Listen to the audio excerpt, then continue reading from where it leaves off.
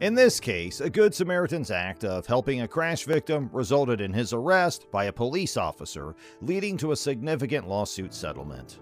On September 22, 2019, Preston Sal and his companions came across an injured man trapped under a crashed motorcycle in Loveland, California.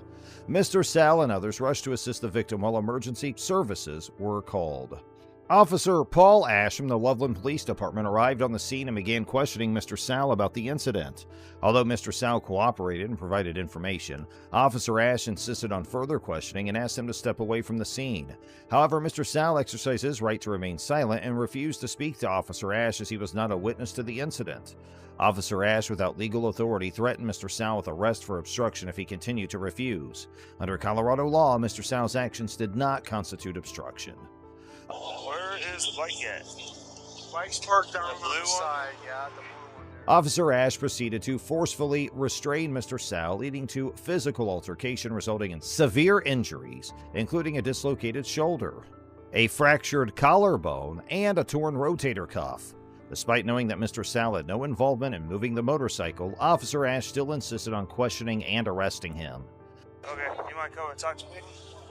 I don't know what happened. Well, you pulled the I'm bike not off talking him. to nobody. Really? These guys saw what happened. I did Okay, not if you're not talking to anybody, you can leave. Well, you can leave. No. You're dismissed. No. Can't leave.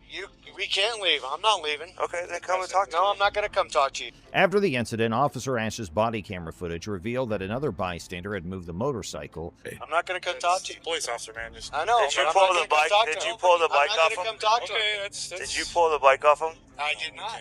Okay. You just told me you It has did. nothing to do with me. Okay, you're free to leave. Yeah, you're free to leave. Confirming Mr. Sal's innocence. Paramedics on the scene examined Mr. Sal and recommended his immediate transfer to the hospital. He later underwent shoulder replacement surgery and experienced persistent pain. What's his name? Preston. Preston what? You got an ID on your box? I'm gonna need an ID now. Okay. 177. I got an uncooperative witness. Come on over here. Constitutional right. I need to talk to you. Constitutional right. No, I need to I don't want to talk to you. You have to talk I don't want to to talk. No, I don't. Following the incident, Mr. Sal filed a lawsuit against the officers involved, alleging violations of his constitutional rights. The city of Loveland acknowledged that Officer Ash had violated department policies, but did not disclose any disciplinary actions taken against the officers. I don't have to talk to anybody. Okay, either I don't you're have gonna to sit talk to here and anybody. talk to me, No, we'll just have a short no, conversation, No. or I'm gonna arrest I you don't for have to. obstruction. No, you're not. I'm not obstructing. You anything. You're right here. Okay. I'm not obstructing that. Sir, yourself, you need to talk to me. I don't You're need to talk. obstructing an investigation. I'm not obstructing You are anything. under arrest for I'm obstruction. not and for obstructing. resisting. I want to talk to your fucking supervisor. You're here? Yeah. I need statements from the guy in the blue plaid shirt, Okay. the guy in the black Eagles thing. Okay. He was the one who moved his bike over there, or was moving And it. the Eagles jersey moved it over there. Yep. Okay. Ambulance ain't taking me? Nope. Since you're in custody, you're gonna go with me. Okay. Well, I don't know why I'm in custody, but So here's what we're gonna do, okay? Resist. I'm not Okay. going anywhere. Perfect. I'm not So doing anything. let me explain to you what we're gonna do, okay? You'll be here to know. I'm good, man. My shoulder's fucked up. There's no reason to be slammed in the ground. That's all I know. So let me explain to you what we're gonna do, okay? You'll be here to know. I'm good, man. My shoulder's fucked up. There's no reason to be slammed in the ground. That's all I know.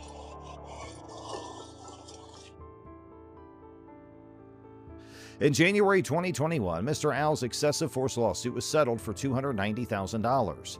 However, no recorded action was reported against the officers involved, and the city stated that the settlement did not imply an admission of guilt. This case highlights the unjust arrest and excessive force used against an innocent individual who was simply trying to help a crash victim. Despite the lawsuit settlement, questions remain regarding the accountability and disciplinary measures for the officers involved in the incident. Now let's move on to our next case. In this case, a man was arrested for wearing his motorcycle helmet inside a Walmart store, leading to a subsequent lawsuit. On August 6, 2019, Freedom Christopher Fandler rode his motorcycle to a Walmart in Sahuarita, Arizona. He entered the store without removing his helmet and was listening to music through wireless headphones. A store manager attempted to get his attention but failed. The manager then called 911, considering Mr. Fandler's behavior suspicious.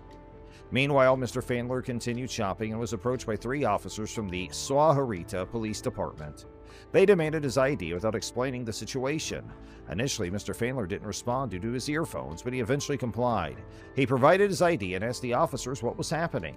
The officers claimed that the store manager had asked Mr. Fandler to remove his helmet, which he allegedly ignored. Mr. Fandler explained he kept his helmet on for convenience and provided proof of his purchases with a receipt. While reviewing CCTV footage, it became evident that the store's manager claims were inaccurate. He had approached Mr. Fandler only twice and from a distance, contradicting his earlier assertions. Hey, bud, you got some ID on you?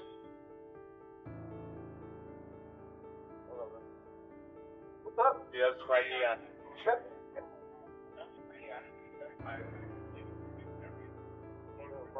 Nevertheless, Officer John George confronted Mr. Fandler in an unnecessary aggressive manner, threatening him and violating his First Amendment right to free speech.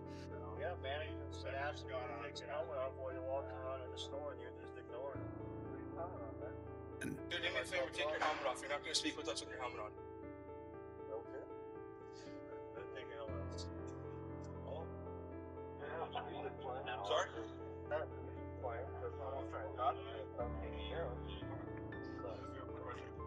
Would you make a purchase? Yeah. That's fine. Dropping everything, man. Yeah.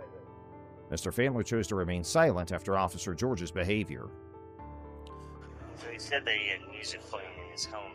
I walked right up to the like I'm talking to you right now. Stood right there. Okay. So did you see the manager basically walk up right to your base and ask you to take off your helmet? How did you not see that? I saw him talking, but he's got a headset on. I'm standing right next to you. Right next to you. I came up and I said, sir, I thought you were going this way. I didn't hear I you. said, stop. I followed you halfway throughout the store. Stop. Let me ask you something. What's the purpose of keeping the helmet on? It's just faster to get to work, man. Like I said, I'm on my way to work. Where do you work at? Work at Jim Click, right Okay. So you walk through the store. What'd you buy? I bought a sandwich, a Gatorade, 2 peaches, a scrubber, 4 pens, and a toothbrush. Despite his silence, the officers and store manager continued questioning Mr. Fandler. Eventually, the officers arrested him for disorderly conduct, and he was detained for over 17 hours before the charges were dropped. So you keep the helmet on, you walk around, Yeah, I do that grab at all the this Safeway, stuff. I go to the other Safeway, I go Fry's. Except for when I go to the bank, I've never had any issues where I was like, take it off, or a sign saying that you need to have it off. And like I said, That's why the manager asked you to take it off. like I said, I didn't hear him. I had music playing. Okay. You didn't see me. I'm standing right in front of you. I saw you there, and then I saw you talk, but like again, you have a headset on, so I can't put my hands on you to get your attention. I'm standing right next to you. I didn't. Just like I'm standing I here with didn't the see officer. you come next to me. I stood right in front of you. Just like I'm standing here, I said, I need you to stop and listen to me. You ignored me and kept walking. Mr. Fandler filed a lawsuit against the Samarita Police Department, alleging illegal search, false arrest, malicious prosecution, and defamation. Initially, Mr. Fandler offered to settle the case for $250,000, which was rejected. Stop yourself, okay? You're an argumentative person, and I am not the person you want to argue. You need to take a stand, and you need to go like this and pull your head out of your ass, okay? Because you're walking around in the store hiding your face. There's shooters that go on all over the place. This man comes up to you, and you want to play. You got a little Senna headpiece going on that you can't stop. You need to listen to learn, not listen to reply. You need to turn that little switch off in your brain that you want to run your mouth and argue every time somebody tells you something. Because this is disturbing the peace. You can go to jail and not go to work. So what's the choice you're going to make, hardhead? The town of Samarita and the police department denied any wrongdoing and planned to dismiss the lawsuit. You gonna quit walking around businesses with a helmet on, scaring the hell out of people to where you got massive cops all over the place, rifles outside waiting for a shooter to come out? Laugh. Yeah, But that's where we're at. So pull your head out of your ass and quit arguing every time somebody tells you something. I'm just trying I'm to telling you, explain look at my what you're part. doing. You keep wanting to argue with me. I'm not the guy you want to argue with. Wasn't trying to argue. I'm just That's trying why to you state keep my talking. point. Stop talking. Okay, fine. Cool. Officer George was later fired for unrelated reasons. However, Mr. Fandler's attorney refiled the lawsuit, aiming to obtain justice and rectify this practice. I was going to see if they want to trespass. Yeah, I don't want to trespass. I don't want that. Okay, so officially being trespassed from the store, don't come back to Walmart. Come back to Walmart, manager, anyone sees you, you get arrested for that. How many times did you ask him to leave? At least once. It's like he's ignoring you. I walked half the store with him, following him right to the side to ask him. I told him many times that officers were coming out. They just kept going. Officers, can I say what next question? Why not? So, Especially its current behavior. You're asking about all the pizza store? 5 or 6 times. Walk right next to him, just like we're watching right now. Trespass. You were told to leave the store, and you didn't want to go up. Take my jacket off? No, I want you to leave your jacket off. As of the present, the outcome of the lawsuit is still pending. The case highlights the infringement of Mr. Fandler's rights and the potential consequences of false arrest based on misunderstandings. A police officer was fired for apologizing to an Army sergeant. The incident escalated in a nearby cafe when the officer and sergeant argued over a misunderstanding. As tensions rose, the cop recognized his error and apologized.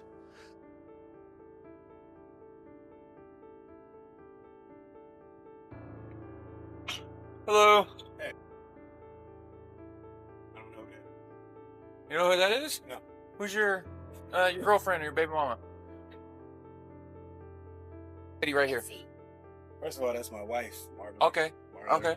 And who are y'all looking for? The apology was his downfall, as the cops cited a policy violation for expressing weakness. The officer's termination has divided the community, with some applauding his openness to accept mistakes and others arguing that the department must maintain discipline. The event illustrates the delicate balance between law enforcement responsibility and expectations. Investigate. Right there. 9 years, U.S. Army. Now, what's the problem? Okay. What's your first name? I don't have to identify myself to you, do I? Am I under investigation? You want to tell me what's going on? 102, can you No, confirm the not my address? window. No, she can't come out there. Y'all need to tell me what's going on. This is my house. Don't. Copy. They're advising that this is not the right address. No, Hi, ma'am. What? Ma'am? Y'all violating my rights right now. Actually, we're not, dude. Yes, you are, because No, you're we're not not. telling me who that is. I said it to you. Listen to me, dude. We're not violating your rights. You are. How? Because Which right? Which civil right are we violating? Why are you raising your We're voice? not violating Why is he raising anything, his voice? okay? Why is he raising So his voice? we are here on you a threatening welfare me? check. An urgent call from the local medical center about a poisoning incident disturbed the solemn atmosphere at the police department on May 10th, 2020. The officers rushed to the scene, their expressions furrowed with concern. The medical institution received a frightened patient with symptoms of purposeful poisoning. The detectives and medical professionals methodically gathered evidence to solve the case. They remained concentrated as the situation grew severe, reflecting their dedication to finding the truth. The tragedy highlighted the community's issues and law enforcement's vital role in protecting the people of the city. What's his problem? Okay. Nah, I need your badge numbers. I'm sorry. That's fine. I'll I'm give sorry. you my badge number. But so the reason we're here is to Now make you're sure telling me the somebody reason is after you told me to okay. eat it. So you told me to eat it, right? Marler? I messed up. I apologize. Now that you on film, you messed up. No, So you you didn't. haven't violated any of my No. rights. No, the sir. first thing you said to me coming here was, So, is sir. that my baby mama or my girlfriend? Sir, Then he so started we raising his recalled voice the at call me. from North Bay. Pause. I need your name and your badge number. Officer Conma, 107. Thank you. I need your name and your badge Officer number. Marler 102. And she's at my window. I told you not to go to my window. Close the blinds. Do you have a 14-year-old son? Close the blinds. Hold on, sir. Close the blinds. Sir, do you have a 14-year-old son? Close the blinds. Tiffany Canoma and Cody Marler responded to a distress call at Army Sergeant Sarah Hawkins' home. Arriving at the scene, they found a well-kept suburban home with tension. Alarming neighbors reported loud noises and conversations. As they neared the front door, they glanced around, mentally preparing for anything. Sergeant Hawkins gingerly opened the door, her look a mix of apprehension and relief. The cops introduced themselves and promised to assist and protect her. They found strewn items and emotional disturbance within. Canoma and Marler calmly explained the matter to the sergeant with empathy. The presence and competence gave Sergeant Hawkins a sense of security. Marler. I served as well. Marler. I don't give. You are probably a piece. If you serve and you telling Okay. people to eat, you probably was a piece. All right. You can get out of here. That's what you can do, Marler. You Okay. Let me explain, because we may have said been. you told me to eat. Can I explain to you? The conversation revealed that their quick response had diffused a potentially developing scenario, emphasizing the importance of law enforcement in maintaining community peace. As cops yelled at Sergeant Hawkins, the precinct was tense. Raised voices and colorful language broke the customary decorum as the precinct walls seemed to absorb the intense argument. Officer Marler, who violated department regulations, was the focus of this verbal altercation. And our dispatch. So we got a call that we need Okay, a 3-year-old was brought into the hospital because she ingested nail polish remover. Okay? We don't know anything about any of that. And that is absolutely fine. So this just got a little out of hand. But you don't come to somebody's house and say, if that's your baby, I'm your girlfriend. Right, and I completely understand that. You're supposed to be professional. I'm trying my best to be professional. And you're doing fine. But that guy, I don't know what side of the bed he woke up on. Put yourself in my shoes. 2 cops knock on your door. Boom, boom, boom. I'm in there having a good time with my wife of 5 years. Marler was chastised by Sergeant Hawkins, known for the strict discipline, for his unprofessional language and behavior. This incident revealed a wide rift between the seasoned officer and his colleagues, showing how a law enforcement unit's values and expectations clash. The precinct was forever changed by the incident, which stressed the need for following departmental procedures and remaining professional even in stressful times. Officer Marler has apologized for his recent behavior, which gained public notice and sparked concerns. So, y'all want me to, quote what statute you guys are violating? I'm not one of those people, but I'm pretty sure I can go on Google and see if we have every right to be here to check on somebody, and you have the right to Google us and make sure. So you have the right to be here and check on somebody, right? Yes. Did I have to come out my door? You did not. We needed to come check. The formal statement apologized for any discomfort and pledged to uphold law enforcement's highest standards. The government soon issued a statement recognizing the occurrence. The statement stressed the necessity of following a stringent code of conduct and their commitment to ethics and professionalism. It also informed the public that internal measures will be implemented to resolve the issue and prevent repeat accidents. This reinforces the department's commitment to building trust and respect between officers and the community they serve by emphasizing law enforcement transparency and accountability. Loveland Police's wrongful arrest of Karen Garner has outraged the community and beyond. On June 26, 2020, cops apprehended and confined 73-year-old dementia patient Garner for trying to exit a Walmart without paying $13.88. The officer's wrist lock and shoulder pressure caused Garner to dislocate her shoulder, break her arm, and other injuries. Later publication of body camera footage fueled public fury. The incident emphasizes the necessity for law enforcement mental health training and awareness. The Loveland Police Department was criticized for its response, prompting calls for accountability and reform. 73-year-old Garner, whose dementia affected her memory, was confused in Walmart's fluorescent aisles. She stumbled toward the exit with a few unpaid things, her wrinkled brows showing her diminishing awareness. The store security guards gently intercepted Garner, seeing the weakness in her eyes. An understanding staffer guided her back to the checkout amid the chaos. Garner's brief attempt to disappear revealed her dementia and the difficulty memory loss causes. Officer Austin Hopp responded quickly to the emergency call. He fought Garner and restrained her with determination. Hopp used controlled power and professional urgency to control the issue.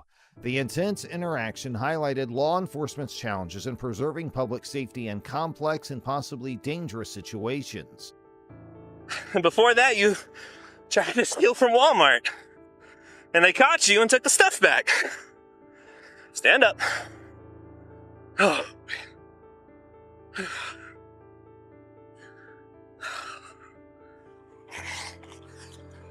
I'm not going. Why are you fighting with me? And why are you trying to slip the cuffs off? I'm going home.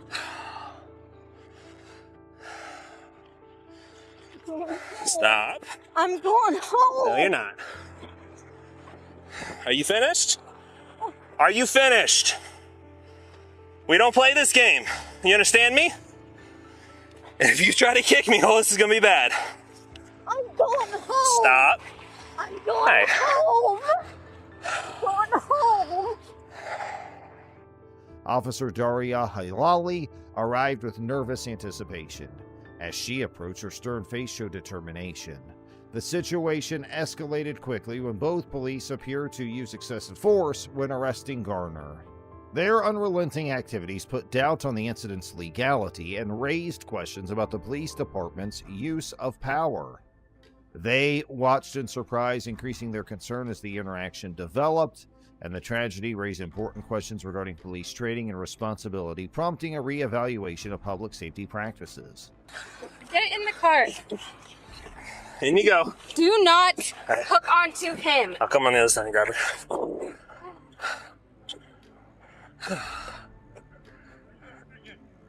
What's that? Where's your sergeant? Huh? Who's my sergeant? Yeah.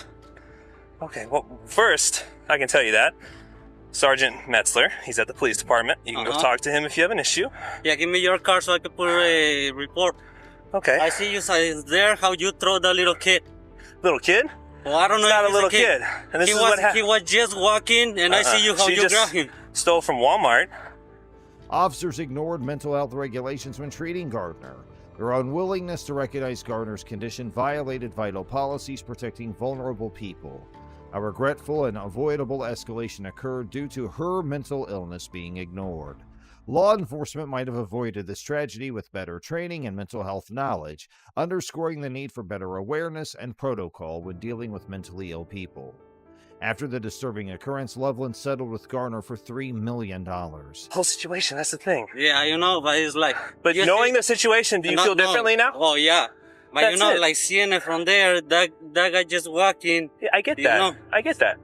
So when I went to go grab her and talk to her, she started running, leaving, pulling away from me, trying to fight me. Well, that's the thing. I didn't see her running, you know. Exactly. So before you go to a snap judgment, you gotta get all the facts. But right here, she wasn't running. I get that. I see her walking right there. You pull over. I gotta deal with this. You hang tight, okay? Get your feet in the car. Alright. The city's decision shows its commitment to restitution. The settlement honors Garner's experience and takes accountability and justice forward. This shows the power of fairness and transparency in difficult situations.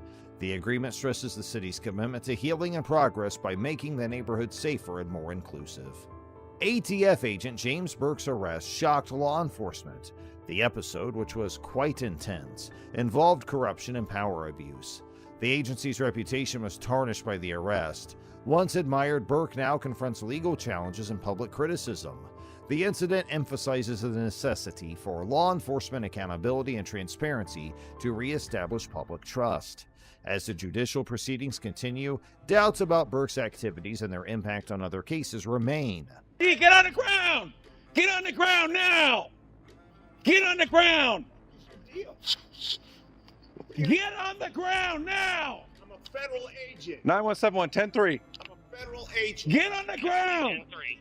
I'm a federal agent. Why wouldn't you show me your ID when I got here? Don't move forward. You didn't ask for it. Get on the ground. We'll figure it out. Columbus police officers Joseph Fiji and Kevin Winchell arrived at a disturbance with seasoned vigilance. The darkly lit alley with its muffled bustle was illuminated by the flickering streetlight.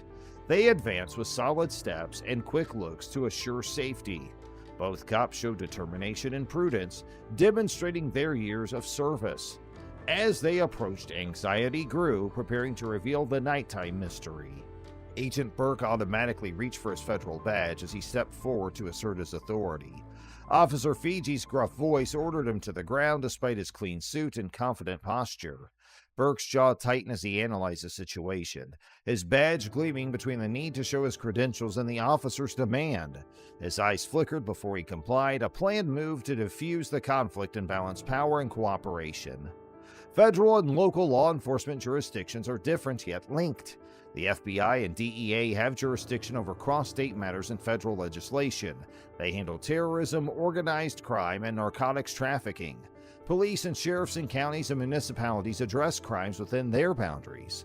Law enforcement requires collaboration between various institutions to ensure public safety while respecting their authority and legal frameworks. Agent Burke's defiance changed when Officer Fiji, resolute and determined, led with a charged taser. In the car! Why would you make us do this? I didn't want you to. I wanted to. Wait. No, you knew what you were doing. Sir, calm down. Relax. Sir, hey, guys, please, just talk to me for 1 second, please. Get in the car. No, we'll talk later. Sir, wait. You had your chance. No, I was trying to give you my creds. You didn't let me show them to you. You never once tried. I did. Get in the car. Wait. Now! Have a seat. Please, wait, I gotta breathe. Okay, Please, you sir, can, let you me can breathe. sit down and breathe. Let me breathe. I have a medical condition. We're gonna get air to you. Get No, your legs no. in. Get your Sir. legs in. We're closing this door. Sir, Get your legs in. I need air. Sir, please, call an ambulance. I'm asking for an You ambulance. got a medic coming. Get in the car. Officer Fiji's vigor and determination seemed to melt Burke's resistance. Tense expectancy lingered before Burke's determined posture broke free. Burke's submission was unavoidable due to the overwhelming force. The scene was filled with relief and submission as the taser stopped, ending Officer Fiji's determination and Agent Burke's defiance. Agent Burke reportedly conducted a firearm follow-up at the scene. The Bureau of Alcohol, Tobacco, Weapons, and Explosives, or the ATF, enforced federal weapons, explosives, arson, and alcohol and tobacco trafficking statutes in this case. The ATF's role assures strict firearm distribution and use regulation. As the operation proceeds, Agent Burke's involvement and the ATF's goals will become clearer, revealing their efforts to protect public safety and federal regulations. The complainant's unwillingness to open the door reflected their Fourth Amendment attitude. They refused the authorities' admission request, citing the Constitution's ban on unreasonable searches. This principled approach highlighted the fragile balance between individual liberty and police enforcement. As anxiety rose, the scene captured the spirit of the Fourth Amendment, demonstrating the importance of private rights in a security-conscious culture. The stalemate reminded citizens that democracy relies on their vigilance in maintaining their constitutional rights. Agent Burke sued Columbus officers federally for excessive force and injury.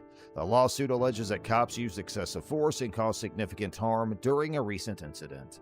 Burke, a devoted law enforcement officer, argues the cops' actions were unnecessary and civil rights violations. Burke's situation epitomizes police misconduct and accountability debates. As the judicial procedures progress, attention shifts to law enforcement practices and the national debate on police use of force.